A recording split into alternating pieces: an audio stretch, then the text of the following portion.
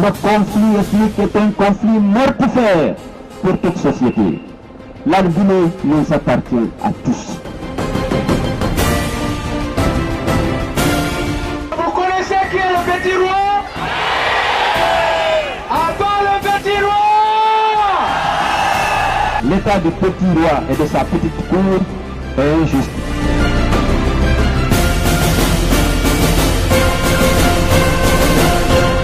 Clientélisme et affairisme au sommet de l'État sous le régime du petit roi. Pour l'illustrer, aujourd'hui, nous avons décidé de vous parler de l'état désastreux de nos routes. Des gros trous, dis-je, par lesquels notre argent passe à travers des marchés de gré à gré, octroyés de façon délibérée à des entreprises contrôlées par des personnes proches de la famille du petit roi. Vous connaissez tous le tronçon de la 2x2 de la route Matoto-Anta-Dapompa qui, à moins de 2 ans de la fin des travaux, est aujourd'hui fortement dégradé, provoquant déjà des bouchons dans la circulation au niveau du marché Anta. Vous avez sans doute en mémoire les déclarations du petit roi qui disait aux premières heures de son mandat que les routes construites en Guinée avant lui étaient en une couche et que lui construirait des routes définitives. Eh bien, la réalité des faits a démontré aujourd'hui le contraire. Sur l'axe d'Abompa, kilomètre 36, un contrat a été attribué en catimini à une entreprise proche du pouvoir. Numéro du contrat 2013-242-1212N. Montant total 414 milliards de nos francs pour construire 6,8 km, soit 61 milliards de nos francs, environ 7 millions d'euros pour un seul kilomètre. Le même standard de route construite par Cellou Dalein Diallo entre Carrefour, Anko 5 et Sonfonia n'avait coûté à l'époque 1 million de dollars pour 1 kilomètre. Faites vos calculs et vous vous rendrez compte de l'ampleur des surfacturations avec ces marchés négociés au détriment du peuple de Guinée. En plus du prix exorbitant supporté par le trésor public, il y a la qualité des travaux qui est décevante. En moins d'1 an, la première saison pluvieuse a suffi pour constater de graves dégradations que le simple usager peut facilement constater. L'exemple Face Mosquée d'Abompa et Carrefour Cimenterie sont là pour le témoigner. La même société a bénéficié d'un autre gros contrat d'un montant de 279 milliards de francs guinéens qu'elle a réussi à faire signer aux travaux publics, à la présidence de la République, aux finances et à l'enregistrer aux impôts en une seule journée, un vendredi 30 novembre 2012, sous le contrat numéro 2012-502-1212N.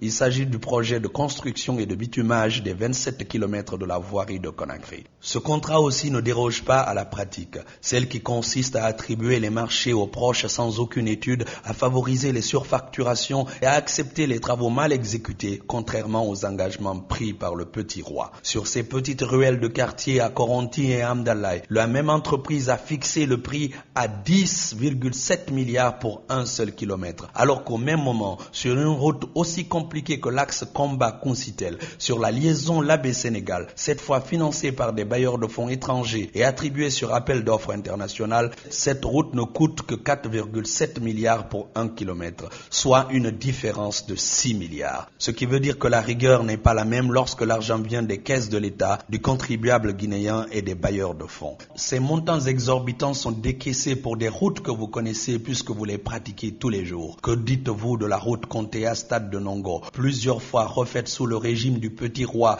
et rendue impraticable sans avoir vécu une seule saison pluvieuse? Qui parlait déjà d'une route à une seule couche? Quel sentiment si ce n'est celui d'avoir été floué lorsque vous empruntez la ruelle après le magasin PAM en face du parc aussi déjà déglingué dans Koronti. Sur ces ruelles, il était prévu même de planter des arbres ornementaux. 800 arbres payés à un coût total de 167 milliards de francs. Qui d'entre vous a vu un seul arbre pousser à Conakry alors que le contrat est déjà bouclé depuis 2 ans? Les exemples sont légion. À l'intérieur du pays, d'autres marchés de gré à gré. Il s'agit notamment du bitumage des 8 villes en Haute-Guinée, dont Dinguiraye, Sigiri, Mandiana, Kouroussa, Kissidougou, Dabola. C'est la même pour les travaux de la voirie de Kankan, de la route de Sana, de la route de Baro à Kouroussa et tout récemment un gros contrat de gré à gré concernant l'entretien des 40 premiers kilomètres entre Kouroussa et Dabola pour 405 milliards de francs guinéens. Cette même société s'est vue attribuer en gré à gré la construction de la route Kankan-Mandiana, dont la première tranche de 40 km est facturée aux contribuables guinéens à 460 milliards, soit 11,6 milliards au kilomètre, alors que, rappelons-le, d'autres entreprises sur financement extérieur travaillent à 4,7 milliards au kilomètre, comme l'exemple de la route Labé-Sénégal. En attendant, sur le plan des infrastructures routières, le bilan de Cellou Dalein Diallo tient debout majestueusement, défiant les mauvaises langues et les intempéries.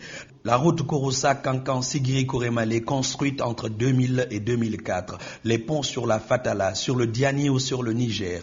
À Conakry, l'autoroute 2x2, malgré toutes les agressions, est là, aux yeux de ses détracteurs, pour confirmer que lorsque Cellou Dalein Diallo pose un acte, c'est pour plusieurs décennies. Les ponts de l'aéroport d'Abondi, Kénien, Madina, Bessia, pour faciliter la circulation, sont un exemple éloquent. Et enfin, l'échangeur du 8 novembre, confortant la capacité d'anticipation et la vision de Cellou Dalein Diallo. Oui, cet échangeur, Cellou Dalein en a assuré l'appel d'offres, réalisé les études et mobiliser toutes les ressources et le contrat signé sous le capitaine Moussa Dadis Camara. Les travaux ont été engagés sous la transition, cet échangeur que le petit roi veut aujourd'hui verser à tort dans son escarcelle. Ne vous posez donc pas de questions sur l'origine des centaines de millions de billets neufs distribués un peu partout dans le pays ou utilisés pour peindre Conakry en jaune, présenter le petit roi sur toutes les affiches publicitaires de notre ville. Le peuple n'est pas dupe, le peuple ne se laissera pas voler éternellement, le peuple fera le bon choix le 11 octobre, celui de l'expérience et de la compétence